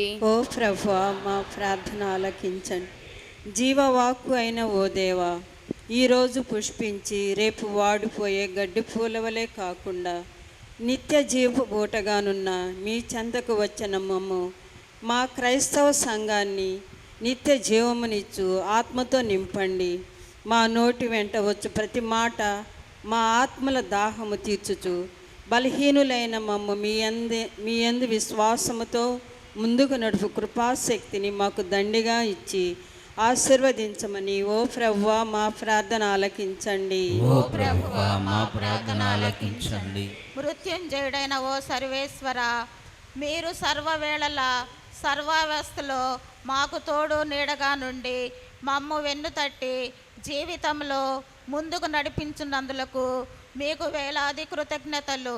నేడు మా సంఘంలోని కుటుంబంలోని యువతీ యువకులు ఎండమావుల వెంట పరిగెత్తి అశాంతికి అలజడికి గురి కాకుండా మీ ప్రేమలో మీ అందరిచే వివేకంతో ఎదుగుతూ విశ్వాసపు వెలుగులో జీవించు నిండు దీవెనలను వారి కొసగి దీవించమని అందరూ ఓ ప్రభువా మా ప్రార్థన ఆలకించండి. ఓ ప్రభువా మా ప్రార్థన ఆలకించండి. ఓ స్వస్థతామూర్తి, మీ వాక్కుతో మమ్మ సృజించి మీ హృదయముతో మాకు రక్షణ ఇచ్చి చక్కని జీవితాన్ని మాకు బహుకరించారు. మీ ప్రేమగల హస్తాన్ని మాపై నిలిపి మమ్ము దీవించి మాకు ఎటువంటి కొరతలు లోటుపాట్లు లేకుండా ఆర్థిక, మానసిక, ఆధ్యాత్మిక నిలకడనిచ్చి మీ పరిశుద్ధాత్మ వరములతో నింపమని అందరూ ఓ ప్రభా మా ప్రార్థన ఆలకించండి. ఓ ప్రభా మా ప్రార్థన ఆలకించండి. కొంతసేపు మౌనముగా మన సొంత మనవుల కొరకు ప్రార్థన చేసుకుందాం.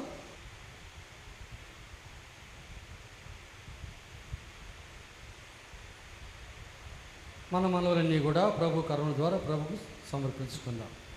దేవర ప్రసాదం చైతన్య మరి మా వందనము. మీతో ఉన్నారు, స్త్రీలలో ఆశీర్వదింపబడిన వారు మీరే, మీ గర్భఫలముగు యేసు ఆశీర్వదింపబడిన వారగును. పరిశుద్ధ మరియమ్మ సర్వేశ్వరుని యొక్క మాత, పాపాత్ములమైనడు మా కొరకు ఇప్పుడును మా మరణ సమయమందును ప్రార్థించండి. ఆమేన్. ప్రార్థించుదము. సర్వశక్తుల ఓ సర్వేశ్వర, విశ్రాంతి దినమున మీ పవిత్ర సన్నిధి చేరి మా క్రైస్తవ సంఘము విశేషముగా దీవింపుడు. వీరంతా దైవరాజ్యంపై మనసును లగ్నం చేసుకున్నట్లు కరుణింపుడు. వివాహ బంధమునున్న ప్రతి భర్త, ప్రతి భార్య పరస్పరము మీ అందరి గౌరవముచే విధేయులైనట్లు జీవించుడు. వారందరినీ మీ శాంతి సమాధానముతో ఆయుర ఆరోగ్యములతో ఆశీర్వదించండి. మా నాథుని క్రీస్తు ద్వారా మనవి చేయుచున్నాము. ఆమేన్.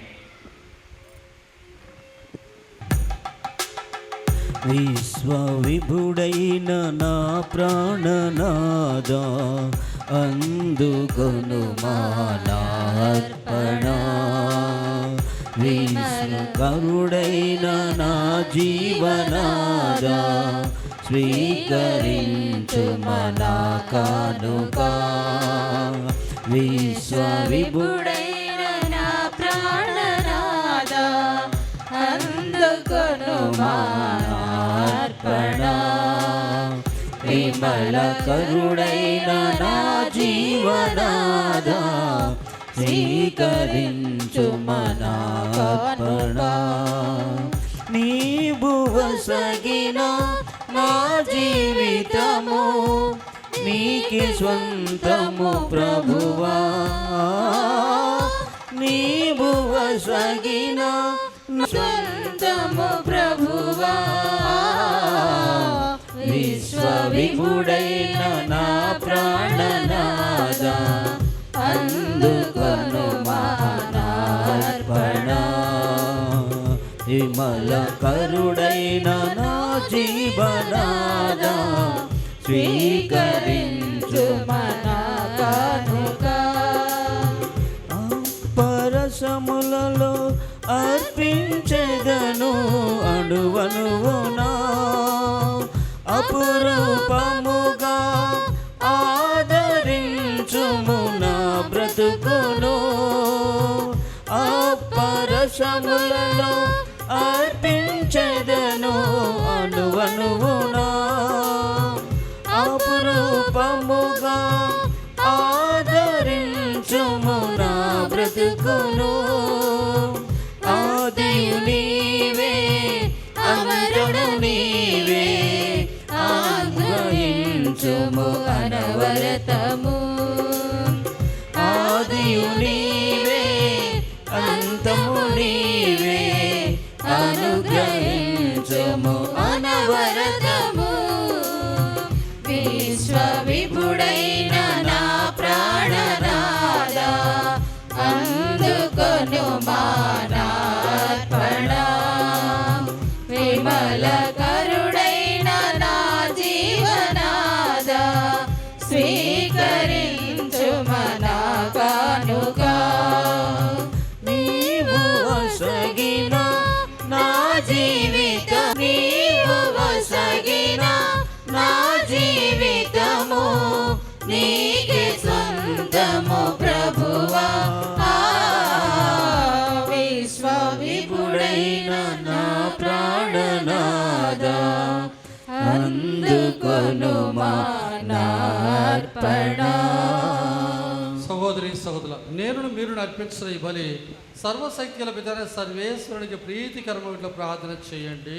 ప్రభువు తన నామస్తుతి మహిమల కొరకును మన ప్రయోజనముల కొరకును తమ పవిత్ర శ్రీ సభ ప్రయోజనముల కొరకును ఈ కర్మల ద్వారా ఈ బలిని స్వీకరింతురుగాక. ప్రార్థించుదము.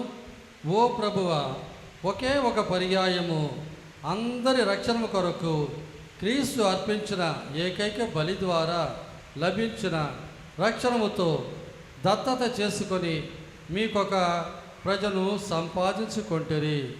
కావున మా మీద కనికరించి మీ శ్రీ సభకు ఐక్యతను శాంతిని మీ వరములుగా దయచేయము. మా ప్రభువైన క్రీస్తు ద్వారా మనవి చేయుచున్నాము.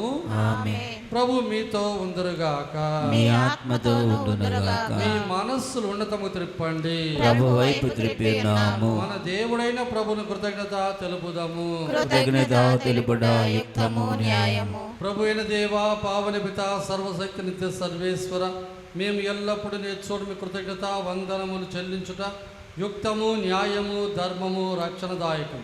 ఎందుకన మీరు లోకమును ఎంతగానో ప్రేమించి కనికరముతో మాకు రక్షణను ప్రసాదించుతిరి. పాపమినగా అన్ని విషయంలోనూ వారు మావలే జీవించినట్లు చిత్తగించుతిరి. ఈ విధముగా మీ కుమారుని యందు మీరు ప్రేమించిన దానిని మా యందును ప్రేమింప తలంచుతిరి. ఆ విధేయత మా అవిధేయత వలన పాపము కట్టుకొని మేము పోగొట్టుకొనిన అనుగ్రహములను మీ కుమారుని విధేయత ద్వారా మరల పొందగలుగుచున్నాము. కావున ప్రభువా, మేము మీకు వందనలు అర్పించుచు దూతల సమేతముగా మేము స్తుతించుట ఎట్లనగా,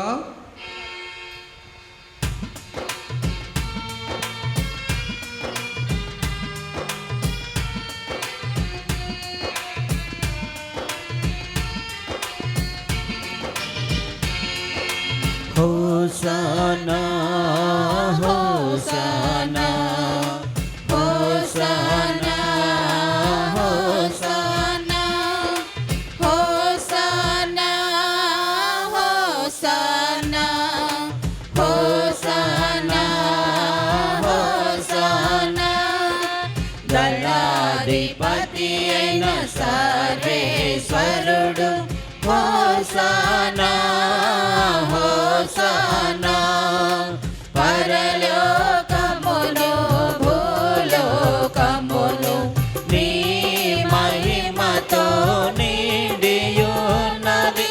మహోన్నతమున హోసానా మహోన్నతమున హోసానా మహోన్నతమున హోసానా మహోన్నతమున హోసానా హోసానా హోసానా హోసానా హోసానా హోసానా హోసానా హోసానా హోసానా.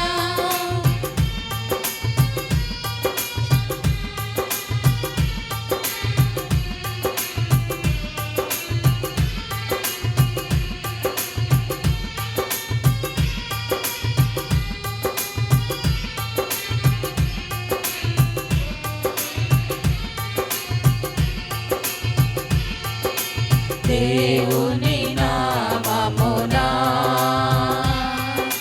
పచ్చడి వారు ధాన్యులు.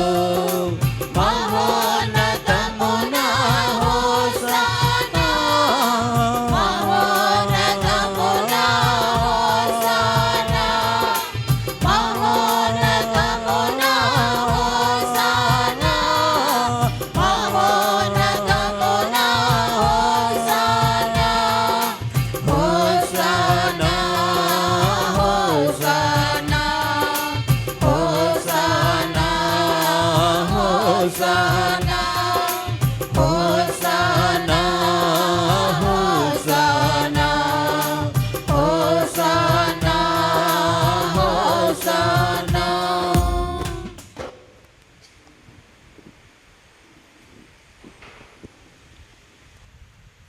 పావన పిత మీరు నిజముగా పరిశుద్ధులు, మీ సృష్టి అంతా మిమ్మల్ని స్తుతించిన యుక్తము.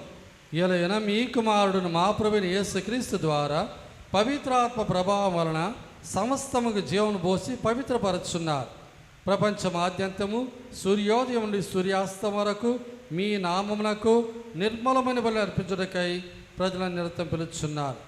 కావున ఓ ప్రభువా, ఈ కానుకలు మీ సముఖముకు తెచ్చి ఉన్నాం. పవిత్రాత్మ ద్వారా వీరిని పవిత్రపరచ బతిమాలు కొనుచున్నాం. ఈ విధమున మా ప్రభువును మీ కుమారుడైన యేసుక్రీస్తు శరీర రక్తములు అగునుగాక. వారి ఆజ్ఞ ప్రకారం మీ కృతజ్ఞత నెరవేర్చుచున్నాం.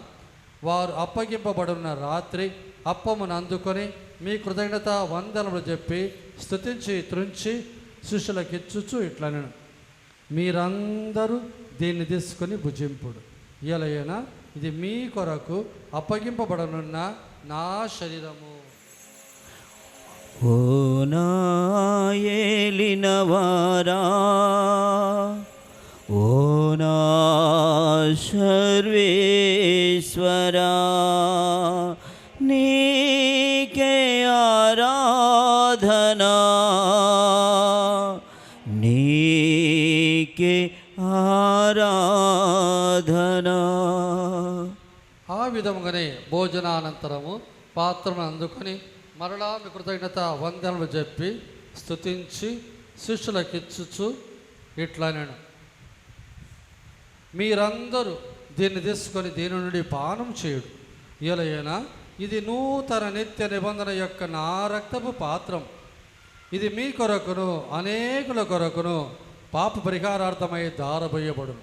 దీన్ని నా జ్ఞాపకార్థం చేయుడు. ఓ నా ఏలినవారా, ఓ నా సర్వేశ్వరా, నీకే ఆరాధనా, నీకే ఆరాధనా. ఇది విశ్వాస రహస్యము. జేసువా, మీ మరణమును ప్రకటించదుము, మీ ఉత్థానమును చాటెదము, మీరు మరలా వచ్చు వరకు వేచిదుము. కనుక తండ్రి, మీ కుమారి రక్షణాయుతముకు శ్రమలను అద్భుతమైన ఉత్థానమును మోక్షారోహణను స్మరించుచు వారు మరల వేంచి ఎదురు చూచి మేము ఈ పవిత్ర జీవన బలిని కృతజ్ఞత మీకు అర్పించున్నాం. మీ పవిత్ర శ్రీసభ యొక్క కానుకను ప్రీతితో వీక్షము బ్రతిమాలు కొనుచున్నాం.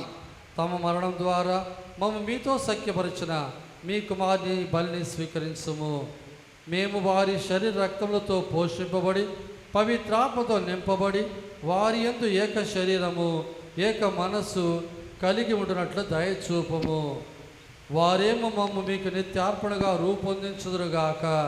మీరు ఎన్నుకున్న పుణ్యాత్ములతోనూ ముఖ్యముగా పవిత్ర కన్యయు దేవమాత అయిన మరియమాతతోనూ ధన్యులైన మీ అపోస్తులతోనూ వేద సాక్షులతోనూ పుడిత జోజపు గారితోనూ సకల పునితులతో పాటు మమ్మును మోక్ష భాగ్యముకు వారసులుగా చేయము. ఏలైనా వీరి విజ్ఞాపన ప్రార్థనల నిరవధిక సహాయంపై మేము ఆధారపడి ఉన్నాము. ఓ ప్రభువా, మమ్మ మీతో సఖ్యపరచి బలి లోకమంతరికి శాంతిని శ్రేయస్సును ప్రసాదించినట్లు బతిమాలు కొనుచున్నాము. ఈ లోకంలో యాత్ర చేయి మీ శ్రీసభను మీ సేవకుడుగు మా లియో పాపు గారిని, మా ప్రకాశ మరియు అంతోడిదాస్ పీఠాధిపతులను తదితర పీఠాధిపతులను గురువులందరినీ మీరు సంపాదించుకున్న ప్రజలందరినీ విశ్వాసమందును ప్రేమ యందు దృఢపరపము. మీ చిత్త ప్రకారం మీ సముఖమున చేరి ఉన్న ఈ ప్రజల మనవులను ఆలకించము. దయగల తండ్రి, నలుదశలు చెందిన మీ బిడ్డలందరినీ కనికరించి మీతో ఐక్యపరచుకొనుము. చనిపోయిన మా సహోదరి సహోదరులను మీ ప్రేమది లోకబడిన వారందరినీ దయతో మీ రాజ్యంలో చేర్చుకొనుము. మేము నచ్చట చేరి మీ మహిమను వీక్షించుచు నిత్యానం పొందుదుముగాక. మా ప్రభువైన క్రీస్తు ద్వారా మనవి చేయుచున్నాము. వారి ద్వారా మీరు సకల మేలులను లోకమునకు దయచేయుచున్నారు. క్రీస్తు ద్వారా, క్రీస్తుతో, క్రీస్తునందు సర్వశక్తి గల పితన సర్వేశ్వర పవిత్రాత్మతో ఏకమై ఉండి మీకు యుగ యుగములు గౌరవములు కలుగునుగాక. ఆమేన్. మన రక్షకుడిచ్చిన పరమోపదేశం అనుసరించి ప్రార్థింప సాగసింతము. పరలోకమందుండు మా యొక్క తండ్రి, మీ నామము పూజింపబడునుగాక, మీ రాజ్యము వచ్చునుగాక, మీ చిత్తము పరలోకమందు నెరవేరునట్లు భూలోకమందు నెరవేరునుగాక. నానాటికి కావలసిన మా అన్నము మాకు నేటికి ఇవ్వండి. మా యొద్ద అప్పుబడిన వారిని మేము మన్నించున్నట్లు మా అప్పులను మీరు మన్నించండి. మమ్ము శోధన యందు ప్రవేశింపనివ్వక కీడులలో నుండి మమ్ము రక్షించండి. ప్రభువా, అన్ని కీడు నుండి మమ్ము రక్షించుము. మా ఈ రోజులు మాకు శాంతిని ప్రసాదింపుము. మీ దానుగ్రహం వలన పాపం నుండి విముక్తులు చేసి అన్ని కలతను సర్వదా కాపాడుము. మేము మోక్షానందమును మా రక్షకుడైన యేసుక్రీస్తు ఆగమను నిరీక్షించుచుందము. ఏలయనా నిరంతరము మీదే రాజ్యము, మీదే అధికారము, మీదే మహిమ. శాంతిని మీకు అనుగ్రహించున్నాను, నా శాంతిని మీకు ఇచ్చుచున్నాను అని మీ అపోస్తులతో వచించిన ప్రభు అయిన యేసువా, మా పాపం లెక్కింపక మీ శ్రీ సభ విశ్వాసాన్ని వీక్షించుము. మీ చిత్త ప్రకారం మీ సభకు శాంతిని ఐక్యతను అనుగ్రహింపుము. యుగ యుగములు జీవించుచు పరిపాలించు ప్రభువా. ఆమేన్. ప్రభు శాంతి ఎల్లప్పుడు మీతో ఉండునుగాక, మీ ఆత్మతో ఉండునుగాక. మీ అందరికీ సమాధానం కలుగునుగాక. ఆమేన్. సర్వేశ్వరుని గొర్రెపిల్ల, లోక పాపములను పరిహరించు ప్రభువా, మాకు దయ చూపండి. సర్వేశ్వరుని గొర్రెపిల్ల, లోక పాపములను పరిహరించు ప్రభువా, మాకు దయ చూపండి. సర్వేశ్వరుని గొర్రెపిల్ల, లోక పాపములను పరిహరించు ప్రభువా, మాకు శాంతిని దయచేయండి.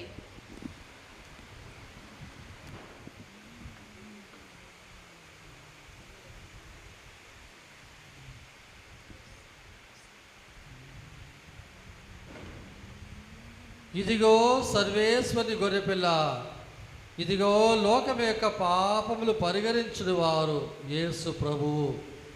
ఈ గొర్రెపిల్ల విందుకు పిలవడిన వారందరూ ధన్యులు. ప్రభువా, మీరు నా ఇంట ప్రవేశించుటకు నేను పాత్రుడను కాను, కానీ మీరు ఒక మాట పలికిన నా ఆత్మ స్వస్థత పొందును.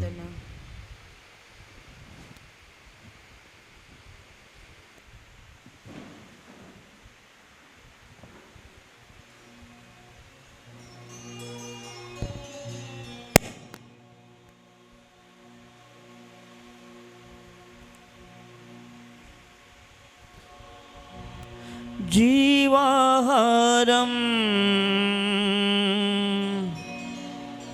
జీవాహారం ప్రభువు మనకు ఇచ్చిన ప్రేమాహారం.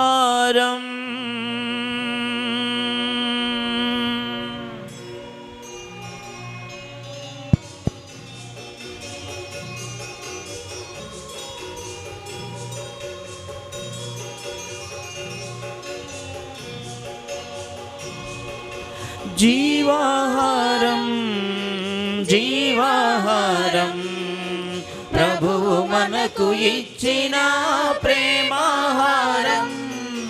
జీవాహారం జీవాహారం ప్రభువు మనకు ఇచ్చిన ప్రేమాహారం.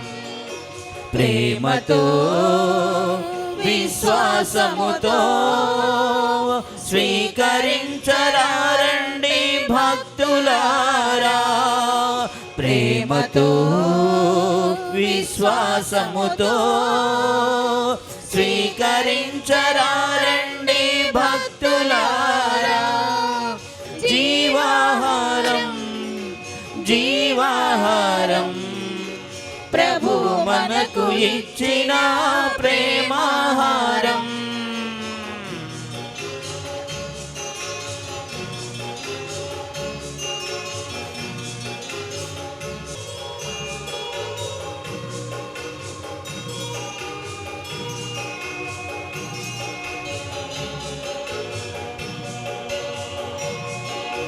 ఆత్మల ఆకలి తీర్చును ఈ ఆహారం, తీర్చును ఈ ఆహారం. పరలోక రాజ్యం చేర్చును ఈ ఆహారం, చేర్చును ఈ ఆహారం. ఆత్మల ఆకలి తీర్చును ఈ ఆహారం, పరలోక రాజ్యం చేర్చును ఈ ఆహారం. ఈ నిత్య జీవముకై శ్రమించుడి, పరలోక ఆనందం అనుభవించుడి. ఈ నిత్య జీవముకై శ్రమించుడి, పరలోక ఆనందం అనుభవించుడి. జీవాహారం, జీవాహారం ప్రభువు మనకు ఇచ్చిన ప్రేమ. జీవాహారం, జీవాహారం ప్రభువు మనకు ఇచ్చిన ప్రేమాహారం. అలసిన విశ్వాసిని నడిపించును ఆత్మబలము ఆహారం, ఆత్మబలము ఆహారం. ఈ శాశ్వత భోజముకై ప్రార్థించుడి, పరలోక వారసులై జీవించుడి. ఈ శాశ్వత భోజముకై ప్రార్థించుడి, పరలోక వారసులై జీవించుడి. జీవాహారం, జీవాహారం ప్రభువు మనకు ఇచ్చిన ప్రేమాహారం. జీవాహారం, జీవాహారం ప్రభువు మనకు ఇచ్చిన ప్రేమాహారం. క్రీస్తుని ఆత్మమా నన్ను పరిశుద్ధపరచండి, క్రీస్తుని శరీరమా నన్ను రక్షించండి, క్రీస్తుని రక్తమా నాకు తృప్తి కలుగునట్లు చేయు కరుణించండి, క్రీస్తుని ప్రక్కలో నుండి కారిపడిన నీళ్ల నన్ను కడగండి, క్రీస్తు అనుభవించిన కష్టమా నాకు ధైర్యం కలుగునట్లు చేయండి. ఓ మంచి యేసువా నా ప్రార్థన వినవదరించండి, మీ గాయముల లోపల నన్ను దాచుకునండి, నేను మిమ్ము ఎడబాయినట్లు చేయకండి, దుష్ట శత్రువుల చేతిలో దొరకకుండా నన్ను కాపాడండి. నా మరణ సమయమందు మీరు నన్ను పిలుచుకొనండి, నన్ను మీ సన్నిధికి రాజేయండి. అప్పుడు మీ పునీతులతో కూడా ముగింపు లేని కాలము నేను మిమ్ము స్తుతించుదునుగాక స్వామి. ఆమేన్. పరిపూర్ణ ఫలము గల జపము. మహామధురముతో నిండిన మంచి యేసువా దాసురాలనైన నేను దేవరవారి సముఖములో మోకాళ్ల మీద నిలచి సాష్టాంగపడి నా చేతులను నా కాళ్లను తొలచినారు, నా ఎముకలన్నీ ఎంచినారు అని దేవరవారి పేరట పూర్వకాలం మందు దావీదు దీర్ఘదర్శి వచించిన దానిని నేను జ్ఞాపకపరుచుకొని దేవరవారి యొక్క 5 గాయములను మిక్కిలి భక్తి పట్టుదలతోను దుఃఖముతోను నా అంతరంగమందు విచారించి తలంపుచే ధ్యానించుడు. ఈ సమయమందు దృఢమైన విశ్వాసము, నమ్మిక, దైవ ప్రేమ ఎనడు సుకృత తలంపులను, నా పాపముల మీద నిజమైన మనస్తాపమును వానిని దిద్దుకొన మిక్కిలి దృఢమైన ప్రతిజ్ఞను నా హృదయమందు ముద్రింప వినవదరించవలనని నా మంచి యేసువా దేవరవారిని నా ఆత్మ యొక్క మేలైన ఆశాకాంక్షలతో బ్రతిమాలి ప్రార్థిస్తున్నాను స్వామి. ఆమేన్. మన పరిశుద్ధ పాపగారి తలంపు నెరవేరునట్లుగా పరలోకమందుండు మా యొక్క తండ్రి, మీ నామం పూజింపబడునుగాక, మీ రాజ్యం వచ్చునుగాక, మీ చిత్తము పరలోకమందు నెరవేరునట్లు భూలోకమందును నెరవేరునుగాక.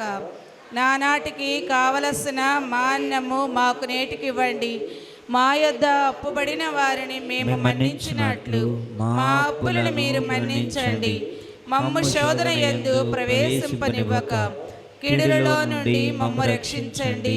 ఆమేన్. దేవవర ప్రసాదము చేత నిండిన మరియమ్మ వందనము.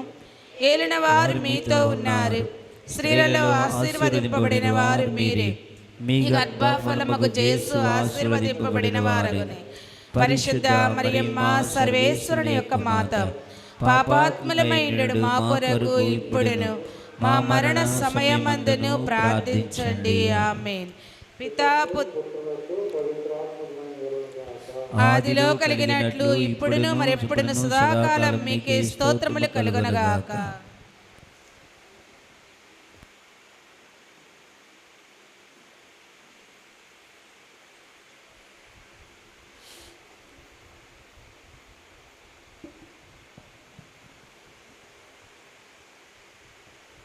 యేసుక్రీస్తులో ప్రేమైన సోదరి సోదరులారా, పూజ అయిన వెంటనే పిల్లలకి కాటకిసం క్లాస్ ఉంటుంది.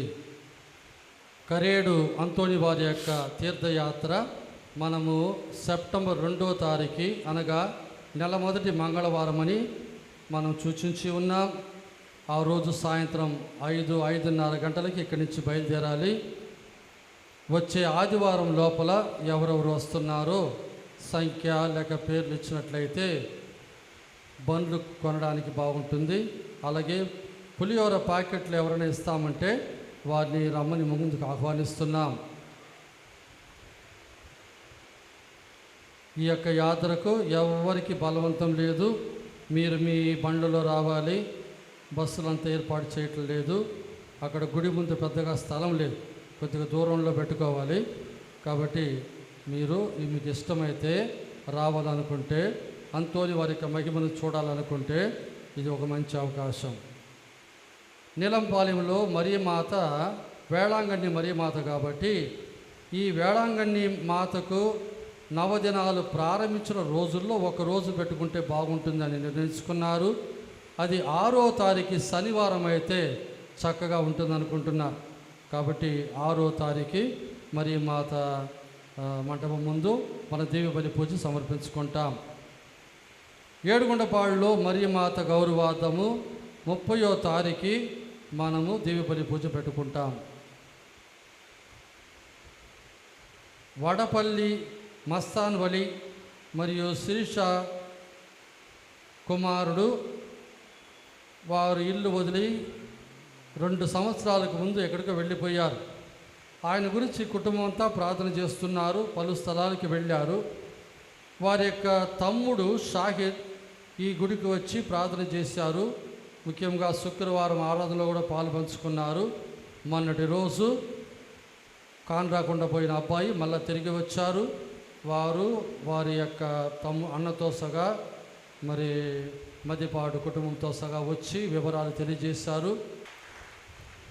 27వ తారీఖు బుధవారం పుడత మోనికమ్మ గారి పండుగ. 28వ తారీఖు బేస్తవారం భోజన అగస్తుని గారి పండుగ.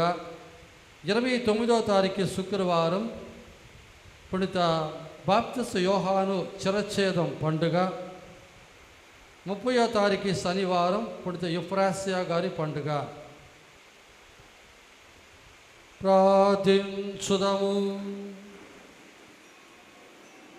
అందరూ కళ్ళు మూసుకొని తలదించండి. ఓ ప్రభువా, మీ అపరిమిత దయను మాపై చూపించి మా యందు మీ స్వస్థత కార్యమును పరిపూర్తి చేయుము.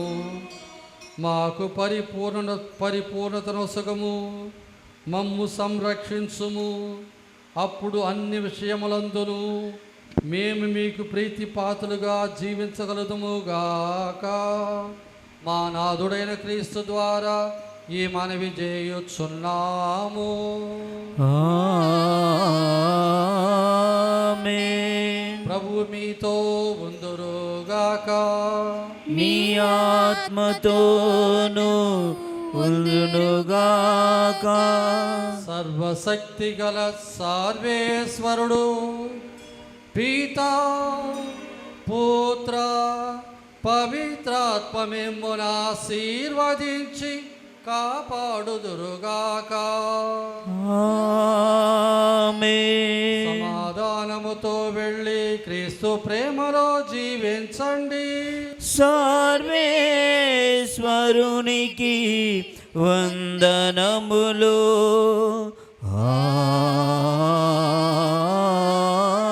ఆమేన్.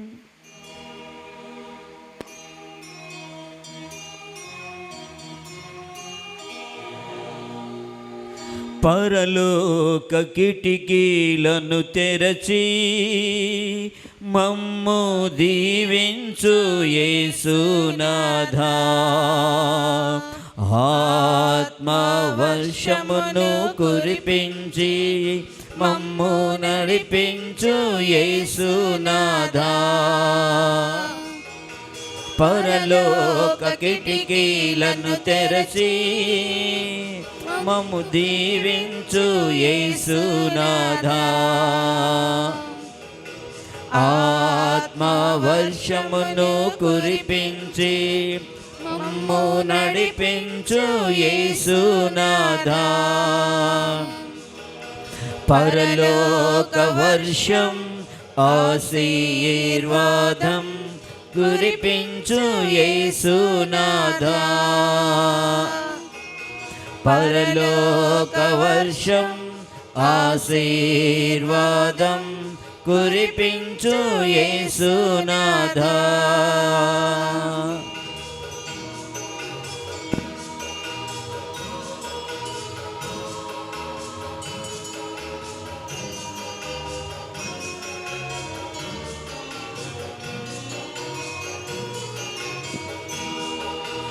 అబ్రహాము ఈసాకును దీవించిన దేవా, మమ్ము కూడా దీవించి కాపాడవా. మరియను ఎన్నుకొన్నట్లు